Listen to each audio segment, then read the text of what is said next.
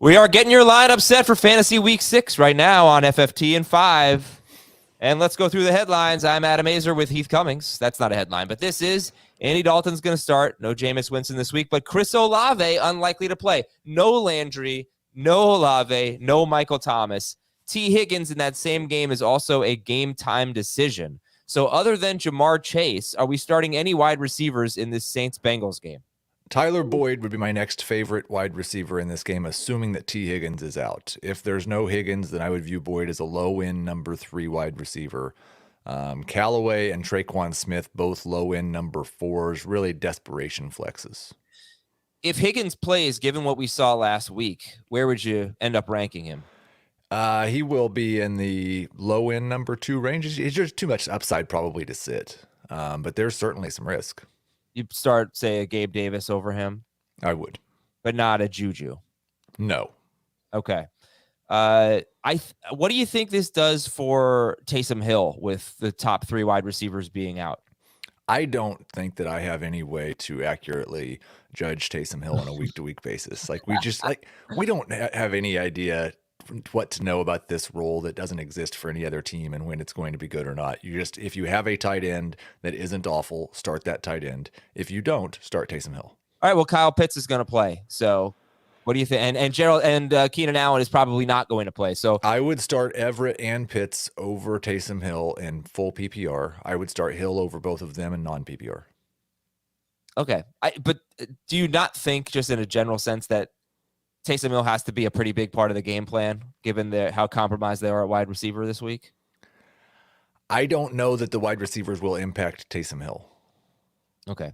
I don't know they won't. I don't mean as a receiver. I just mean he needs touch. Right. Yeah. I've not figured. I don't know that there is a pattern to his usage, but it is possible that them not having their wide receivers will mean that they call more run plays for Taysom Hill.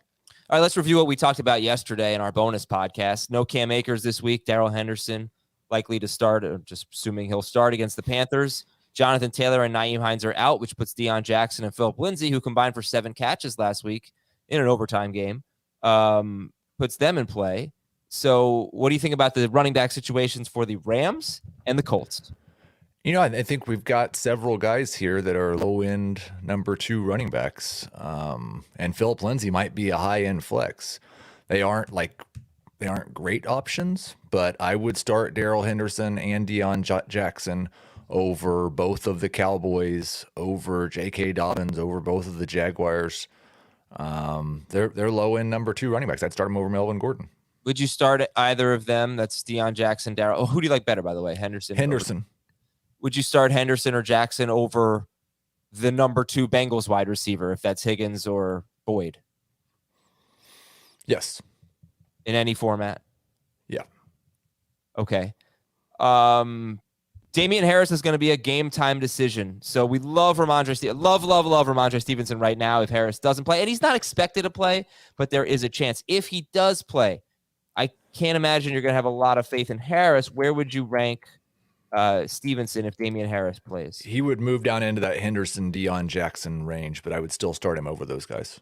All right. Now, most of this stuff is 1:00 starts, so you should be able to get those lineups set early and feel good about it. We only have 3 4:00 window games: Arizona, Seattle, Carolina, and the Rams, Buffalo, and Kansas City. On Sunday night, Dallas is at Philadelphia. There will not be a Dak Prescott sighting in this game. He'll be on the sideline. So it'll be Cooper Rush again, and CeeDee Lamb is expected to play. Wan'Dale Robinson is expected to play, more of a stash than a start, right? Yes. And Rashad Bateman is out. So Devin Duvernay, how do you like him this week? Oh, I think he could step up in a big way. Be one of those guys that like you didn't really think was going to be that great, like an Oscar Gonzalez, and in the right moment just steps up and makes a big contribution to your winning team. Well, that's 3 times he's done that now.